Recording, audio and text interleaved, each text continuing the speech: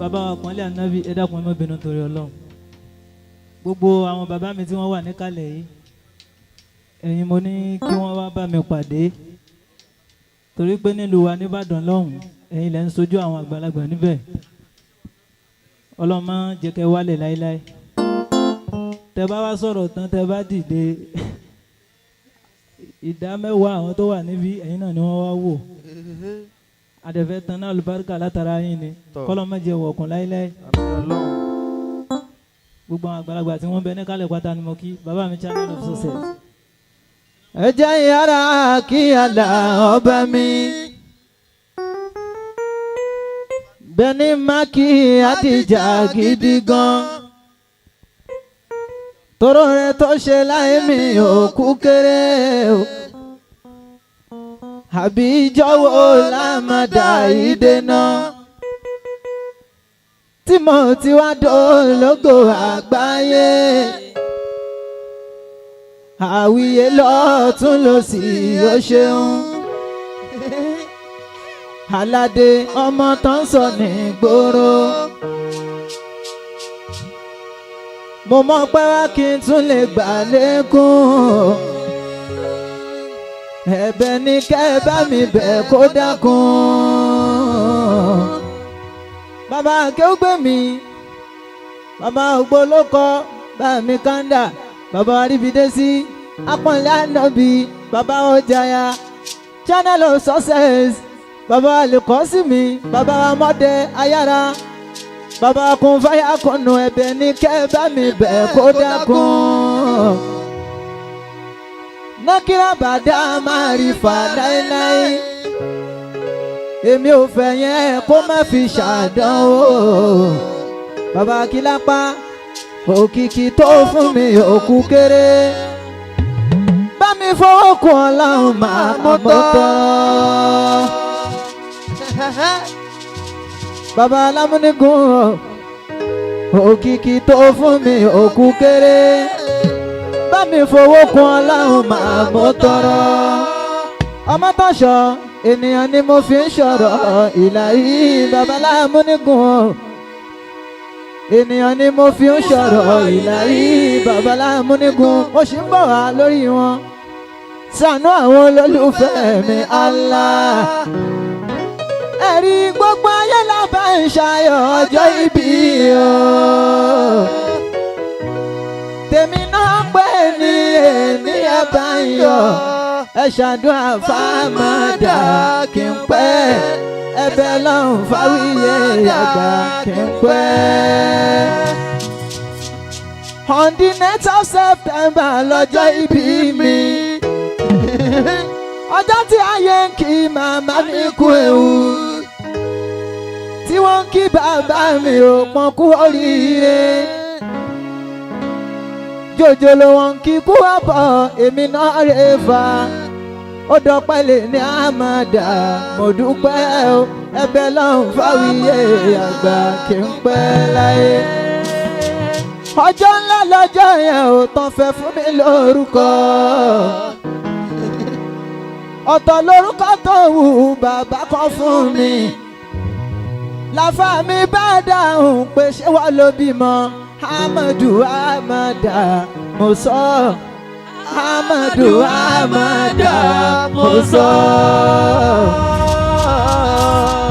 ọjọ́ ń jẹ́yẹ̀ rẹ̀ bí àná tí mò ń bọ̀ wá lọ́rin ẹ̀rù ń bá Amada pé kí ló fẹ́ ṣẹlẹ̀ o ṣùgbọ́n mo dúpẹ́ fọ́ba tó ń kọ́ kádàrá tó kọ́ tèmi sílẹ̀ o mo pàdé kún fáyà kùnà òṣòyẹmí o àwọn náà ṣàánú Amada mo dúpẹ́ gbogbo ayé lábẹ́ ìyá ayọ̀ ọjọ́ ìbí o tèmi náà pé ní èní ẹ bá ń yọ̀ ẹ ṣàdúrà fámádà kí n pẹ́ ẹ̀bẹ̀ lọ́hùn fáwíyé àgbà kí n pẹ́ láyé. ó yá Ọlọ́run má sàn pọ̀ fẹ́ mi o káráyé má ṣe kọ̀ mí sílẹ̀ láyé. Ọlọ́run má sọ pé ó ń fẹ́ mi o káráyé má ṣe kọ̀ mí sílẹ̀ láyé.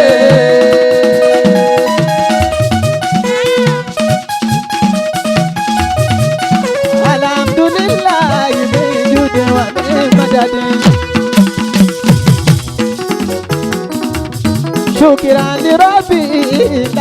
يلد ولم يولد الحمد لله من هذا ونشكره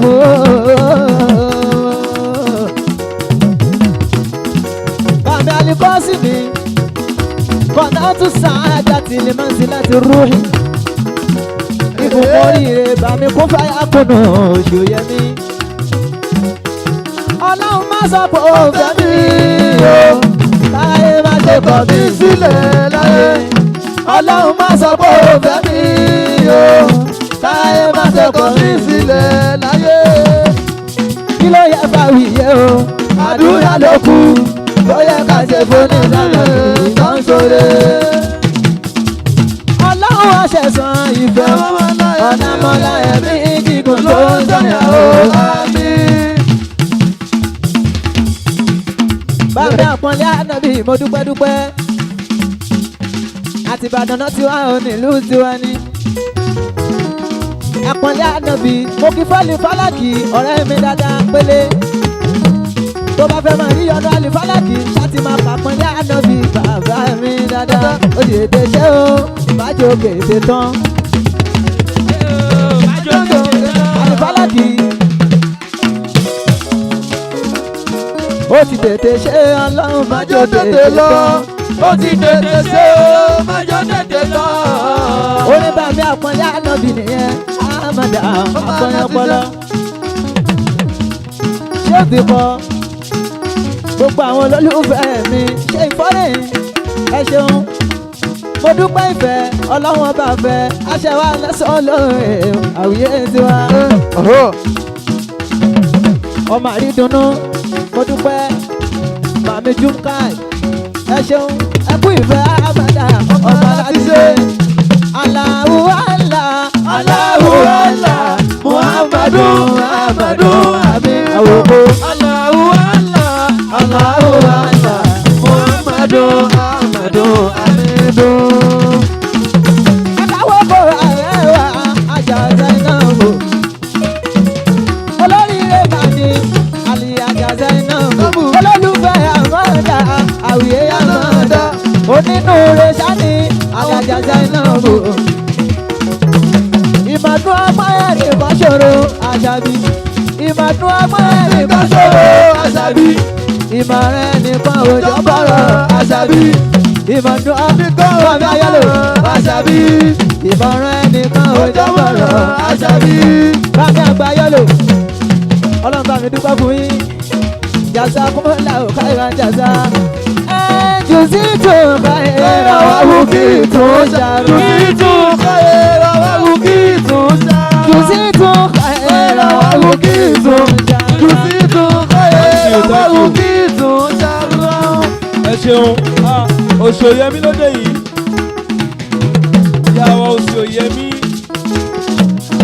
ajábọ̀ sùúrọ̀ ẹ ṣeun Àwíyé sì padà bọ̀ gbélé yìí náà náà ẹ dà lé lórí ẹ jẹ́ kó wálẹ̀ ẹ ṣe gan thank you.